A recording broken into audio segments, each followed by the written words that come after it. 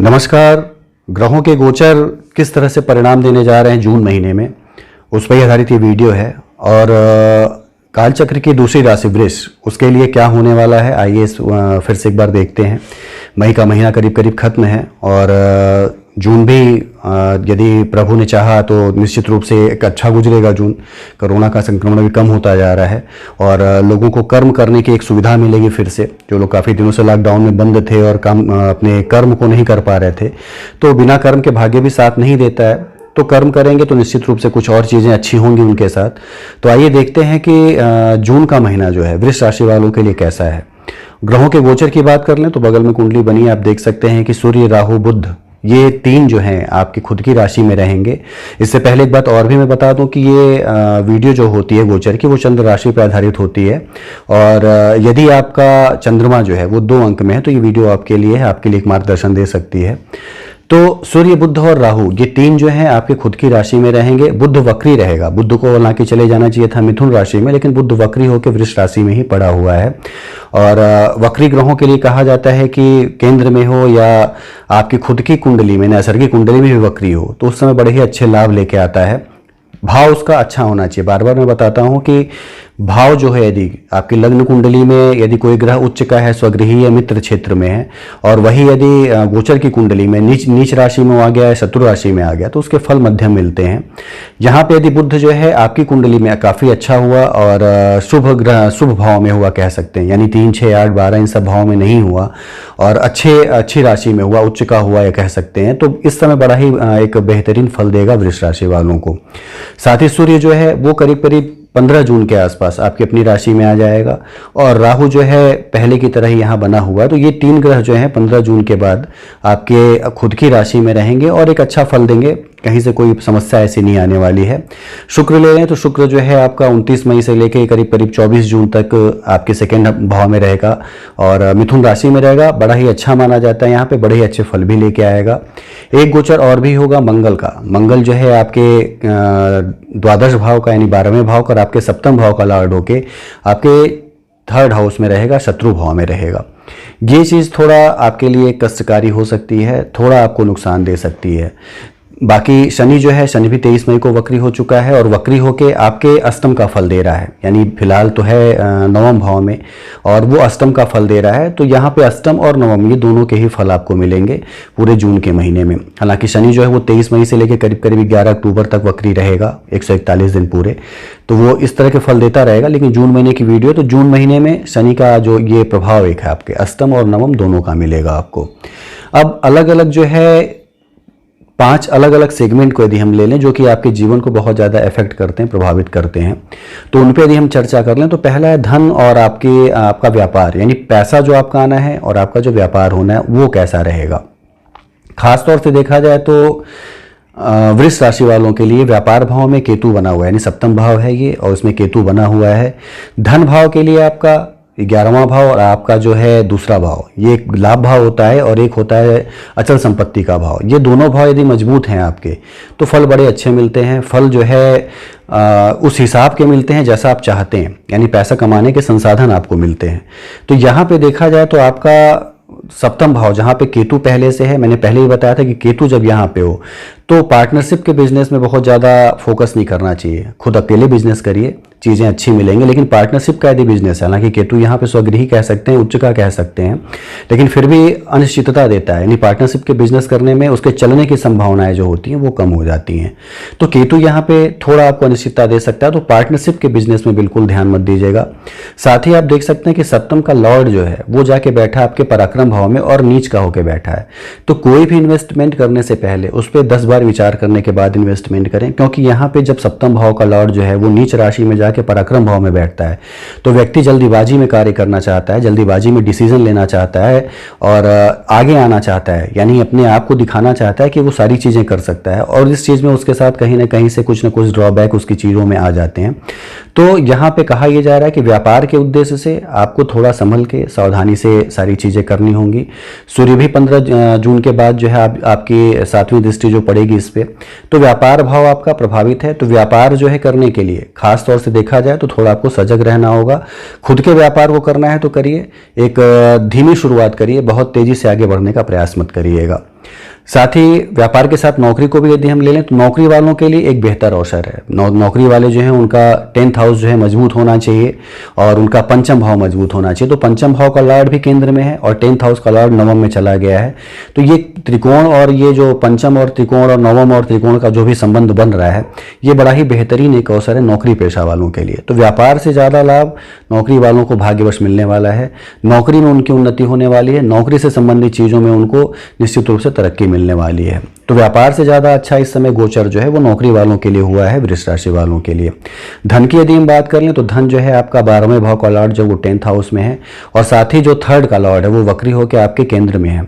तो यहाँ पे जैसा कि मैंने पहले बताया कि व्यापार में जैसे अनिश्चितता आपकी बनी है, धन संपत्ति के मामले में भी अनिश्चितता रहेगी।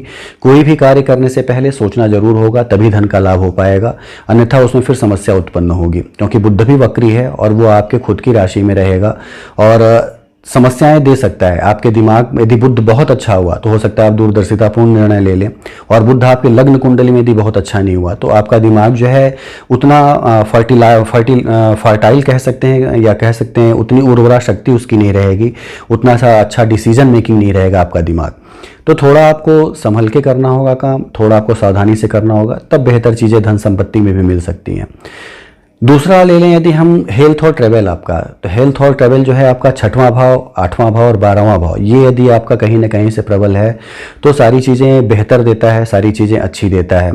देखा जाए तो आपको आपका 6ठा भाव जो है वो प्रभावित है, हालांकि उसका लॉर्ड जो है वो शुक्र जो है वो है 2nd हाउस में, लेकिन आपके 6ठे भाव पे मंगल की भी दृष्टि है और साथ ही साथ शनि भी जो है वहाँ पे दृष्टि डाल रहा है। तो आपका हेल्थ प्रभावित हो सकता है, कह सकते हैं। शनि की आप देख रहे हैं 10वीं दृष्टि है, हालांकि शनि की उच्च दृष्टि है, आपके रोगों को तुरंत खत्म करेगा। शनि की जब ये दृष्टि पड़ती है तो आपको छोटे मोटे रोग होते हैं और तुरंत अपने से खत्म भी हो जाते हैं। तो बहुत तो नहीं, लेकिन फिर भी थोड़ी बहुत परेशानी आपको जरूर देगा और ब्लड प्रेशर से संबंधित समस्याएं दे सकता है, हड्डियों में चोट लगने, स्पाइन से संबंधित समस्याएं, ये सारी चीज़ें यहाँ पे शनि और मंगल का ये सम्मिलित प्रभाव दे सकता है। बाकी किसी पाप प्रभाव की या ऐसे किसी ग्रह की दृष्टि नहीं जो कि आपके 6ठे भाव को प्रभावित कर रहा हो। शुक्र का 2nd हाउस में जाना भी दिखाता है कि संक्रमण की बीमारियां हो सकती हैं, तो बच के रहें, थोड़ा अपने आप को बचा के रखें, वर्कआउट डेली करें, चीज़ें बड़ी अच्छी मिल सकती हैं। और हेल्थ जो है आपका, यदि आप दवा लेते थे तो उसको एक उचित समय पे यानी एक रूटीन के साथ लेते रहें, बेहतर रहेंगे, कहीं से कोई समस्या नहीं होने वाली है। ट्रैवल की हम बात कर लें तो ट्रैवल के लिए आपका 4था भाव, 8वां भाव, 12वां भाव, ये यदि कहीं ना कहीं से आपस में लिंक्ड है, आपस में मिला हुआ है, तो आप विदेश यात्राओं के अच्छे अवसर मिलते हैं और साथ ही साथ जो लोकल स्तर पर जो आप यानी देश विदेश देश में जो ट्रैवल करते हैं उसके भी आपको अवसर मिलते हैं। तो यहाँ पे इस तरह के बहुत अवसर आपको नहीं दिख रहे हैं। आप देख सकते हैं कि आपके 4th का जो लॉर्ड है वो आपके खुद की राशि में है, साथ ही आपका जो 8म का लॉर्ड है वो आपके केंद्र में है और जो 12th का लॉर्ड है वो आपका नीच का होकर पराक्रम भाव में है। तो कहीं से लिंक्ड नहीं हो पा रहे हैं, कहीं से एक दूसरे से जुड़ाव इनका नहीं है। तो यात्राओं में कष्ट मिलना, खासतौर से व्यर्थ के भ्रमण करना, जब भी मंगल जो है 12th का लॉर्ड हो और पराक्रम भाव में जाए और नीच राशि में हो तो व्यर्थ के भ्रमण करना, दिखावे के लिए भ्रमण करना, शो ऑफ करने के लिए भ्रमण करना, ये सारी चीजें देता है। तो यहाँ पे यात्रा जो है आपके लिए थोड़ी कष्टकारी होगी। यात्राओं पे स्टॉप लगा रहे हैं, बहुत जरूरी ना हो तो व्यर्थ के भ्रमण के लिए या फिर घूमने जाने के लिए ये सारी चीजें फिलहाल स्थगित किए रहें तो बेहतर चीजें मिलेंगी, अच्छी चीजें चलेंगी आपके साथ, स्वस्थ आप रहेंगे और पैसे भी आपके कह सकते हैं बेकार के या फालतू में खर्च नहीं होंगे। तीसरे पॉइंट को ले लें यदि हम पारिवारिक जीवन यानी संपूर्ण पारिवारिक जीवन जिसमें सारे लोग इन्वॉल्व होते हैं और आपका दाम्पत्य जीवन, तो संपूर्ण पारिवारिक जीवन आपका बेहतर रहने की उम्मीद है।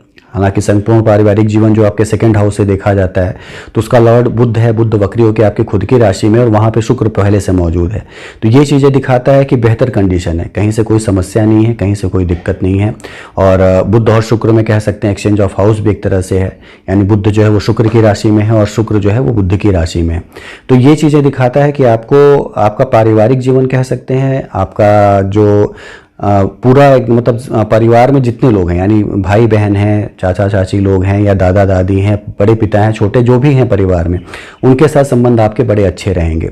दाम्पत्य जीवन आपका प्रभावित रहेगा। दाम्पत्य जीवन प्रभावित इसलिए रहेगा क्योंकि सूर्य की दृष्टि जो है वो 7वीं 14 जून के बाद से पड़ने लगेगी आपके सप्तम भाव पे। राहु और केतु समसप्तक भाव में हैं ही, और सप्तम का लॉर्ड जो है वो जाके बैठा है तृतीय भाव में। तो दाम्पत्य जीवन में कहीं ना कहीं से तनाव आने की संभावना है, और आपके लिए जो है ये चीज़ें अच्छी नहीं होंगी। मानसिक कष्ट मिलना, दूरी बढ़ना, ये सारी चीज़ें दाम्पत्य जीवन में मिल सकती हैं। तो जहाँ पारिवारिक जीवन संपूर्ण जो है वो बेहतर चल रहा है, आपस के संबंध जो हैं यानी हस्बैंड और वाइफ के थोड़े जो हैं प्रॉब्लमेटिक हो सकते हैं, थोड़े ख़राब हो सकते हैं।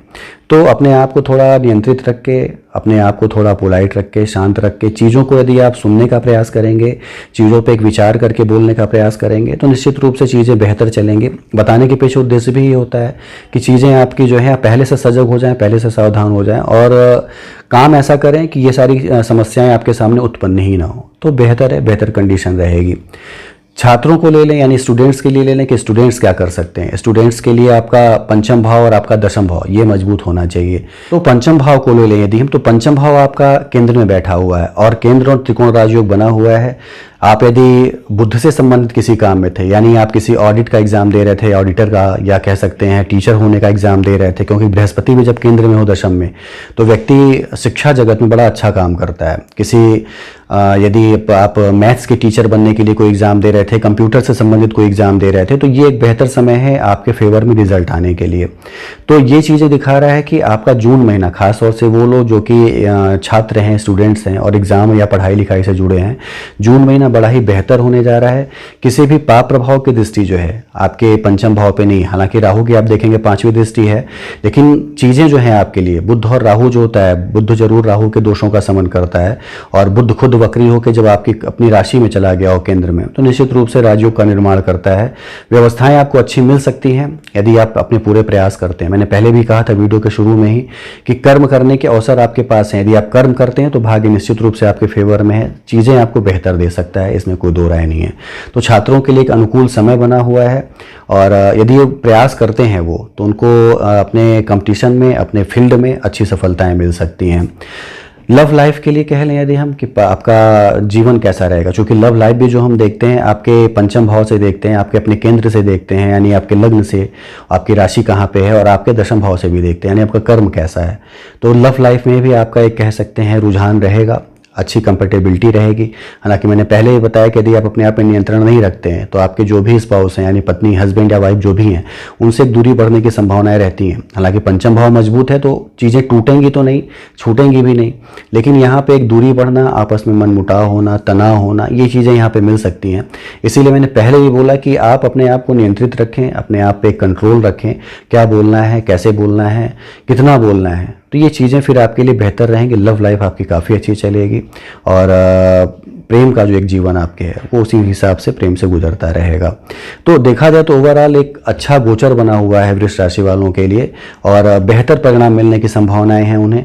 अपने आप पे नियंत्रण रख के यदि वो पूरा स्वस्थ रहने का पूरा प्रयास करते हैं, अपने आप पे नियंत्रण रखते हैं, तो जून का महीना उनके लिए कह सकते हैं कि काफ़ी ज़्यादा यादगार रह सकता है, एक नई ऊंचाइयां दे सकता है उनके जीवन में। तो शुभकामनाएं हैं आपको। और पूजा करनी हो यदि, तो मैं बार बार बताता हूँ कि कलयुग है तो हनुमान जी की आराधना करें। हनुमान जी से बेहतर इस समय आपको कोई भी अच्छे प्रभाव नहीं दे सकता, या अच्छे उनके पाप कर्म जो आपके हैं आपकी कुंडली में, या पाप प्रभाव हैं, उनमें कमी लाने के लिए सबसे बेहतर हनुमान जी की आराधना है।